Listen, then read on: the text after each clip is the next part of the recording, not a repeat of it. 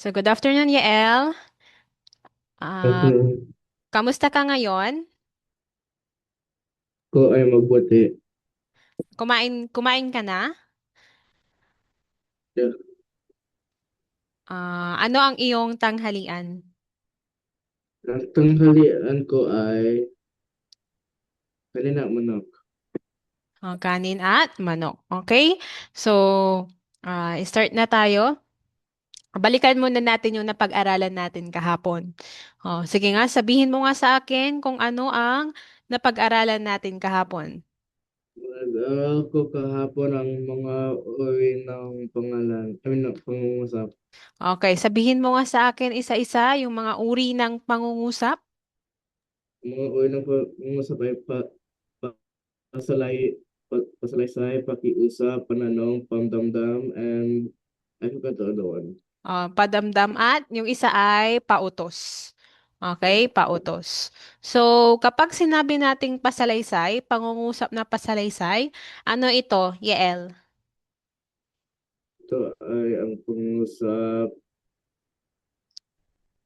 Yeah, it's a Pangungusap sentence. na, pangungusap na, sasalaysay o what is telling a story? Nag, Nagsabot ang kwento. nagkukwento ng mga events or pangyayari. Yun ang pangungusap na pasalaysay. How about pangungusap na, magbigay ka muna ng halimbawa. Magbigay ka nga ng halimbawa ng pangungusap na nagsasalaysay. Ako ay C L. Okay, very good. Next, ang ikalawang uri ng pangungusap ay tinatawag nating, ano yung ikalawa?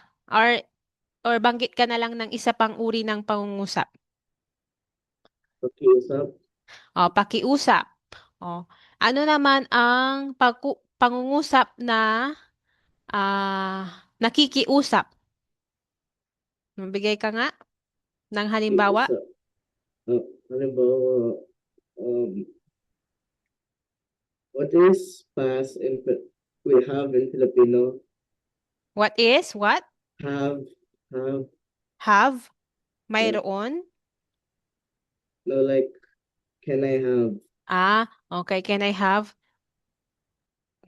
Pwede bang?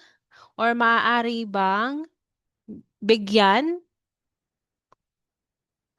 Pwede Ah, po nabigyan ang papel. okay. Tama. Pwede mo ba akong bigyan ng papel? Okay, very good. Next, how about ah pangungusap na pautos? Ano naman ang pangungusap na pautos? Magbigay ka nga ng example ng pangungusap na pautos, Yael. Ang pangungusap na pautos, ito ay nagpapahayag ng obligasyon na dapat gawin. So kapag may sinasabihan kang isang tao, meron kang sinasabi na command na kailangan niyang gawin. Pero of course, dapat ito rin ay pangungusap na na nagpapakita pa rin ng respeto. Okay? Although nagbibigay ka ng utos, kailangan na in a respectful way yung pagkakasabi. Halimbawa, maghugas ka na ng plato, Yael. So yun. Yun ay isang halimbawa ng pangungusap na pautos. Okay, it's your turn, Yael. Magbigay ka nga ng sarili mong halimbawa. Magsagot ang iyong, wait, magsagot ang itong, what's question in Filipino? Tanong. What is right in Filipino? Red. Right, Magbasa. right. WRITE, right. Right. Magsulat. Magsulat ang inyong sagot, sa iyong sagot ang mga tanong sa papel. Magsagot. Sinong sinasabihan mo? It's Magsag like when it's like when you're looking at a test paper with Magsagot. instructions. Okay, lagyan natin ng ka. Okay? O, i-insert mo yung word na ka. Magsagot. Parang yun, maghugas ka ng plato, Ethan. O, yun. Sige nga, ulitin mo nga po yung sentence mo. Magsugot ka ang iyong, magsulat ang, mag, magsugot ka, magsulat ka ang iyong sagot sa papel. Okay, magsulat ka ng iyong sagot sa papel. Okay, very good. So, how about yung punctuation or bantas? Ano yung ginagamit na bantas? Tudo. L. Toldo. Okay? Next, mahusay. Ano man naman ang pangungusap na, ah, wait, pangungusap na patanong. Ito naman ay pangungusap na, ano, Ang patanong. patanong ay ang pangungusap ang tanong. Oh, ito ay pangungusap na naghahanap ng sagot. Okay? Naghahanap ng sagot. Of course, kaya ka nagtatanong dahil gusto mong makakuha ng answer or sagot doon sa tanong mo. Okay? Magbigay ka nga ng halimbawa ng pangungusap na patanong, Yael. Nasaan ang aking lapis? Okay, very good. Ano ang ginagamit na bantas?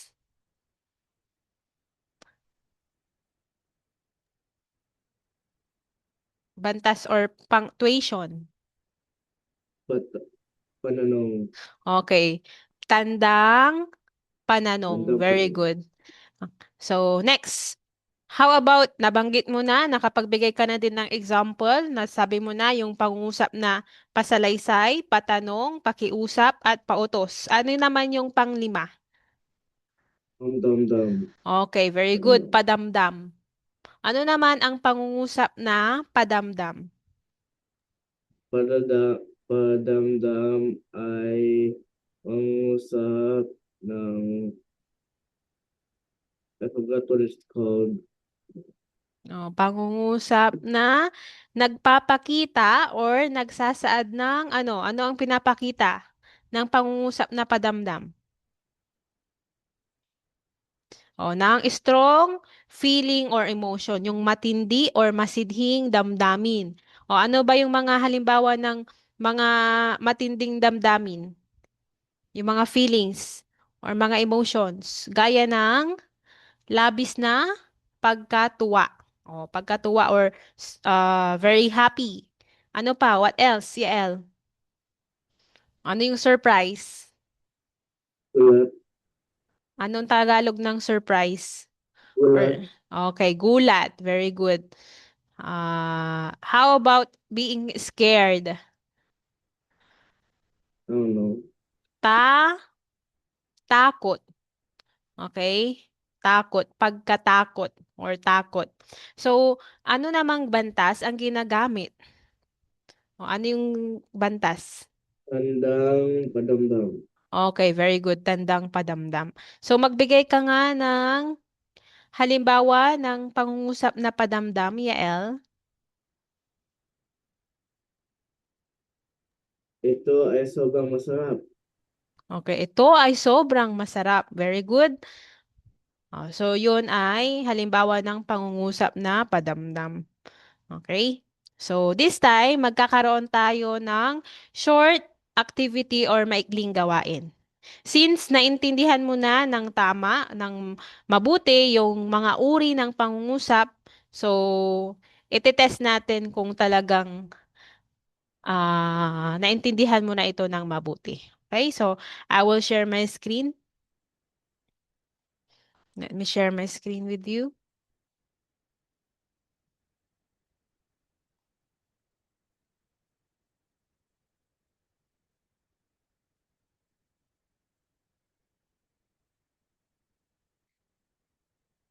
Nakikita po ba?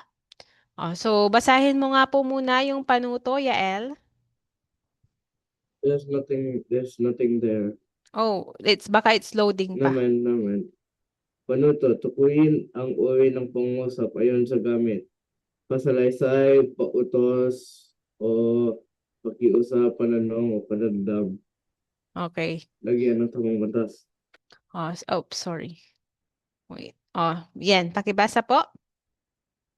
Si Lisa ay matalinong bata. Ito ay, ganito ang pagsagot, Yael. Dapat kompletong pangingusap. Ito ay pangungusap na, tapos isabihin mo sa akin kung ito ba ay pasalaysay, or yung mga uri ng pangungusap.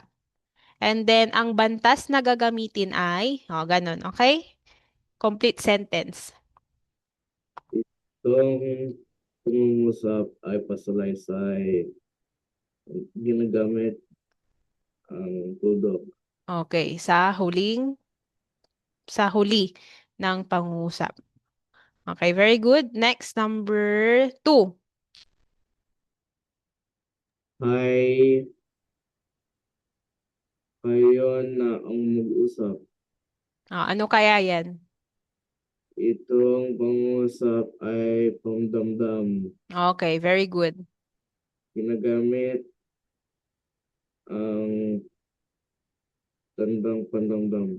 Padamdam. Okay. So, since dalawa yung blank dyan, dito natin ilalagay yung isa and then sa huli naman ay dito. Sige nga, basahin mo nga ng tama ayon sa lagyan mo ito ng feelings or damdamin. Yung number two, pakibasa mo po. Hay, kaya na ang mag-usap. Ano sa tingin mo yung ipinapakita dito sa number two?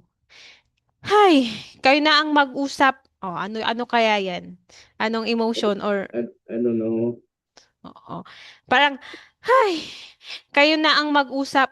So, pwedeng ang ipinapakita ng sentence or pangungusap na ito ay pwede siyang pagka-inis. Okay? Alam mo yung pagka-inis, Yael? No. No, yung parang you are being, wait, pagka-inis. Kumbaga, kumbaga, ah, naiinis ka or nai-irritate ka. Okay? Oh, Pwede din siyang pagkagalit. Okay? Pagkagalit. Yung pangungusap na binasa mo. Okay. Hi, kayo na ang mag-usap. Siguro sawa na siyang makipag-usap or tulungan yung dalawang nag-aaway na tao. Kaya nasabi niya itong pangungusap na ito. Okay? Oops. Number three. saan ka pupunta? Ang itong pangungusap ay pananong. Oh, Ginagamit ang tandang tanan, tanong. Tanong. okay. Tandang pananong. So, very good. Ito naman ay pangungusap na patanong. Saan ka pupunta? So, nangangailangan ito ng sagot. Okay? Yan, tandang pananong. Very good. Next, number four.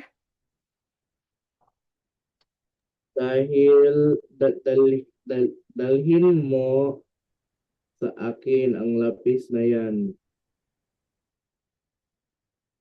Mm.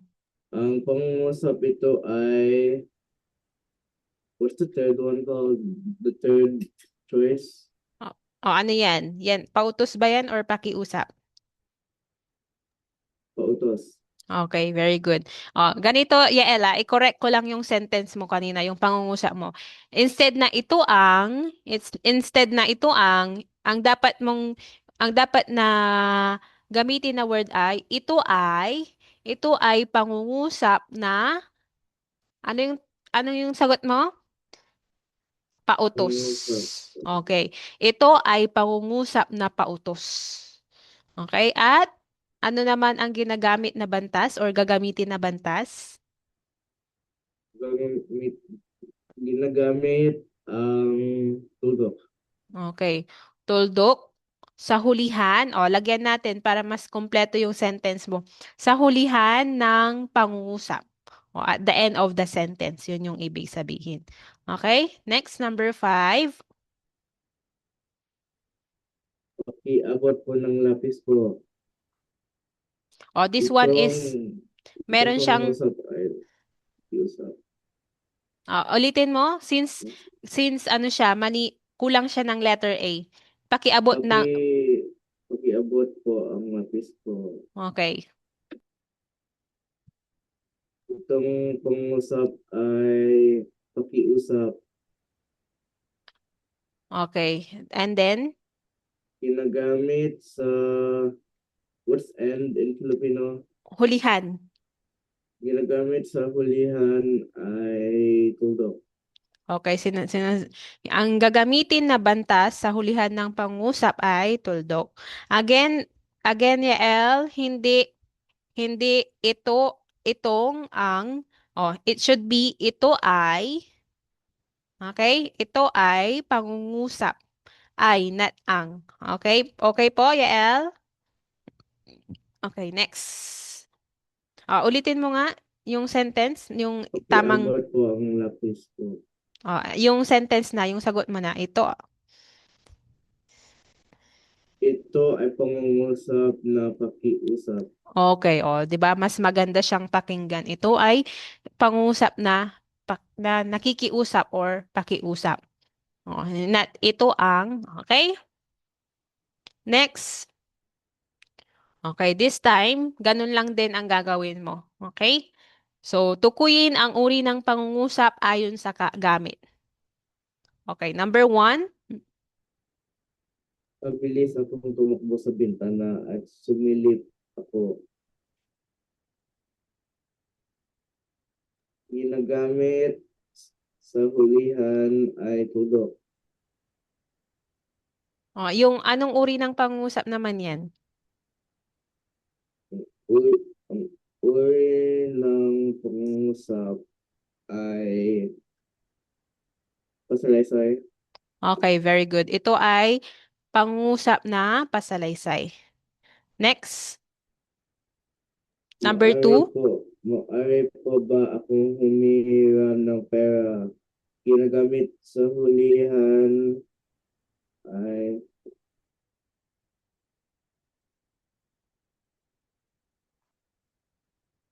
panunong. Okay, very good. So, ito ay tandang pananong. And then, Ang, ito, ito, ito ay pangungusap na pananong. okay, is it pananong?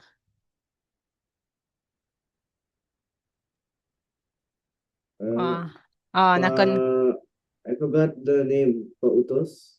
is it pautos? Ulit, Ito. pasalaysay, pautos, pakiusap, Oh, padamdam, pakiusap, patanong. pakiusap. Okay, very good, pakiusap.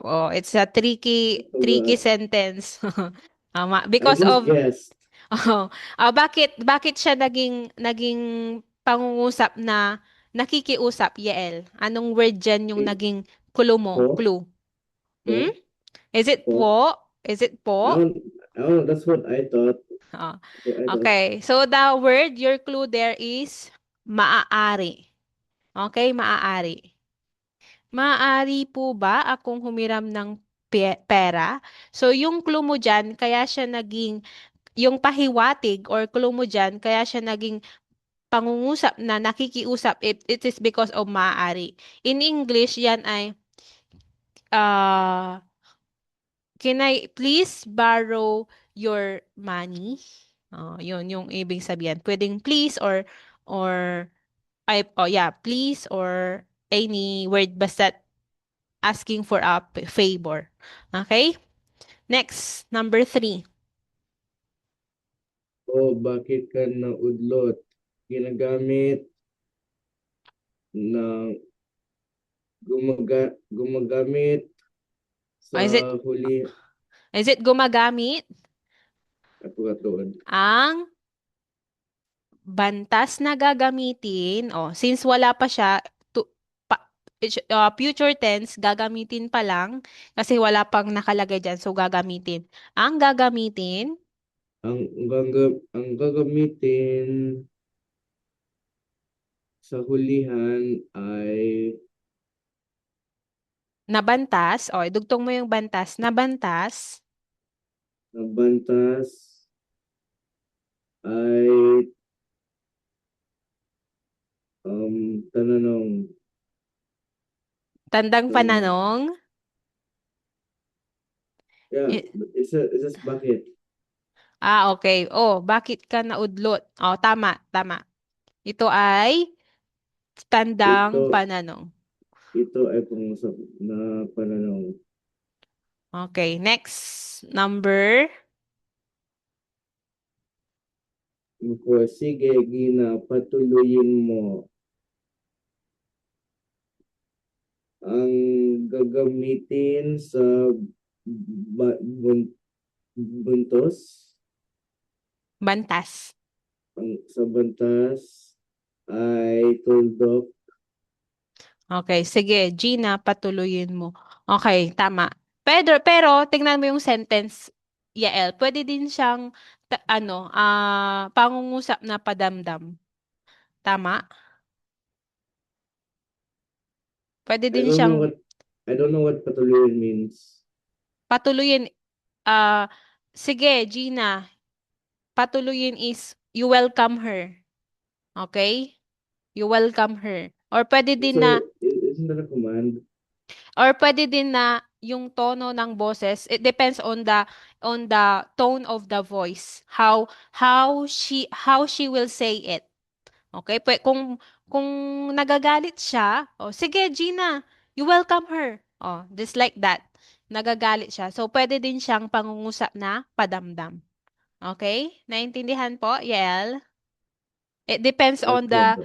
the tone or how will you say how she will say this sentence. Okay? Next, number 5. Dito na ba sila patitirahin? Ang gagamitin sa bantas ay Oh, ang gagamitin na.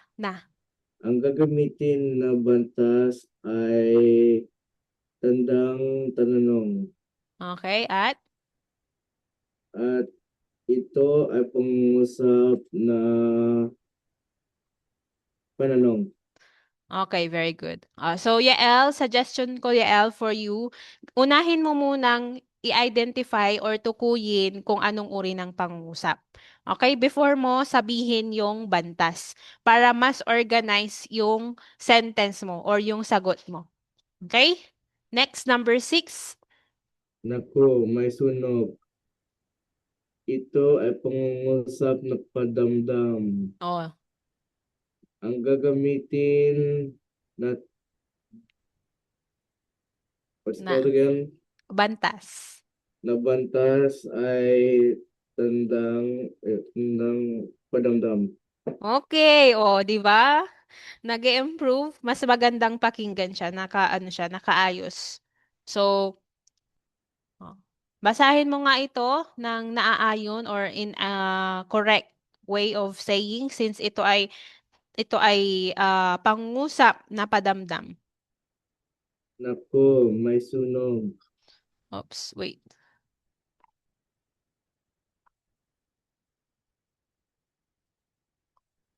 Oh, ano ang ipinapakitang ah, reaction or response or Nako, may emotion? sunog. I don't know. Oh, naku, may sunog. Oh, ibig sabihin, ito ay ano, pwedeng pagkaalala or pwede ding pagkagulat. Okay? Oh, Uh, nakita niya kasi na may sunog, so nag-aalala siya. Okay? Naintindihan? Next, number 7, Yael. Huwag mong intindihin yon. Ito ay pangungusap na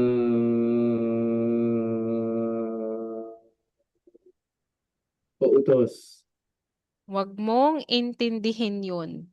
Is it pautos? May inuutos ba siya? Yeah, it's like a command. Do not Huwag do that. mong intindihin yun. Are you It's sure? like it's like you're commanding that person to not do that. Okay, pwede siya. Pwede siyang ganun nga. Yung answer. Sige, sabihin mo po yung sagot mo. Ito ay pangusap na pautos. Okay. And then, Um, I forgot the word again. bantas. No, Isipin, no, the you other. say it. Ang gagamitin na bantas ay